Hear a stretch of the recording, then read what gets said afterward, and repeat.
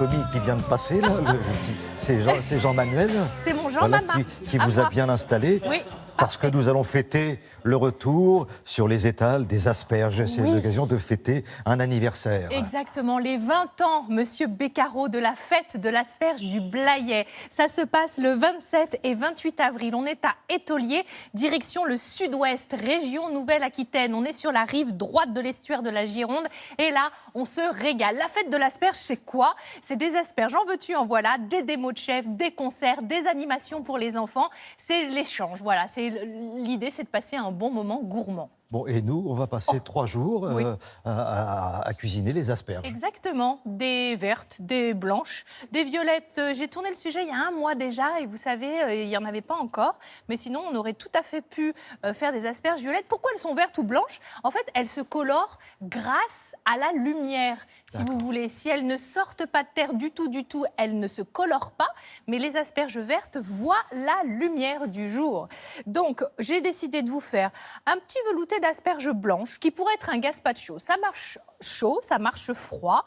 Demain, nous ferons des asperges à la flamande. Alors évidemment, la région du Nord a joué un rôle très important dans la culture de l'asperge. Et puis samedi, on parlera des asperges confites au four. Alors vous allez me dire, confites au four, c'est pas un dessert. Habituellement, le samedi, je vous propose des desserts. Là, non. Mais c'est une autre façon. En fait, c'est 3 jours, 3 façons de cuisiner l'asperge. Pour les mettre dans l'eau bouillante salée, ça, vous n'avez pas besoin de moi, vous savez faire. Je vais vous proposer d'autres choses. Et qu'est-ce que je voulais vous dire? Oui, l'asperge. Oui. On y va, on n'a plus de temps. Ben voilà, c'est ça. J'avais plein de trucs coquins à vous raconter. Bah tant pis, ce sera pour une prochaine fois. Oui, mais j'aurais des questions à vous poser. Ah, mais là, je voudrais les ingrédients. Alors allons-y. Pour notre petit velouté d'asperges blanches, nous avons besoin d'asperges blanches. Il nous faut bien sûr des échalotes, du bouillon de volaille. On a besoin de crème, de beurre, du piment d'Espelette et un petit peu d'herbe fraîche. Bon, voilà. Alors, les asperges blanches, il faut à tout prix les éplucher et vous allez casser le pied. Quand vous les choisissez, il faut qu'elles soient bien fermes. L'extrémité ne doit pas être trop sec. Il faut vraiment que l'asperge soit bien fraîche. Ce que je suis en train de couper là, ça s'appelle le turion. Donc on va les mettre à part et c'est les queues qu'on va cuire et mixer pour faire notre petit velouté. Donc pour ça, on prend un récipient, vous mettez un petit peu de matière grasse et nous allons faire revenir les échalotes. Donc on va les mettre dans le beurre, voilà, on va les faire revenir. Vous pouvez toujours saler, ça ne mange pas de pain. Et on va rajouter nos petites queues d'asperges dans ce mélange-là. Vous mélangez.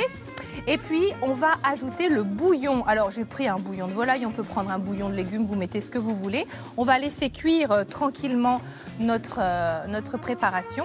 Et puis, à côté, on va faire dorer un petit peu les têtes. Donc là, on pense déjà à la présentation. C'est pour ça qu'on va les fendre en 2 pour bien colorer ces moitiés de têtes d'asperges dans le beurre. Vous voyez, juste comme ça, poêlé, un peu de sel, un peu de poivre. Vous pouvez mettre du piment d'Espelette, c'est ce que je vous propose aussi, pourquoi pas. Et voilà. Il nous faut des herbes fraîches, du cerfeuil, de la ciboulette. Vous mettez les herbes que vous aimez, celles que vous avez, et puis on va mixer. Et c'est fini. Donc, j'ai mis un petit peu de crème au passage. C'est un velouté. Bon, voilà, on peut se permettre un petit peu de crème. Si vous voulez, vous n'en mettez pas. Et ça marche très bien sans. Et puis ensuite, une fois que vous avez bien mixé, vous allez goûter pour bien sûr réassaisonner l'ensemble. C'est là où vous pouvez justement remettre un petit peu plus de sel, un petit peu plus de poivre. Moi, j'ai choisi de mettre un petit peu de piment d'Espelette sur le dessus parce que c'est joli, parce que ça va évidemment relever tout ça. Les petites herbes fraîches, ciboulette, cerfeuil. Et puis, vous allez bien sûr ajouter vos têtes d'asperges, juste comme ça, poêlées au beurre. Vous les mettez sur le dessus et il n'y a plus qu'à déguster tout ça. Voilà, une petite recette simple de saison. L'asperge blanche s'épluche. Ce n'est pas le cas de l'asperge verte. C'est ce qu'on verra demain, puisqu'on va faire des asperges vertes à la flamande. Vous savez, ce qui me plaît, c'est la bonne idée. C'est que l'asperge, on a tendance à la manger tout simplement comme ça. La fin, c'est toujours ce qui est filandreux. Oui. On ne sait pas quoi en faire. Oui. Et là, on en fait un bouillon. C'est magnifique. Oui, et puis la présentation.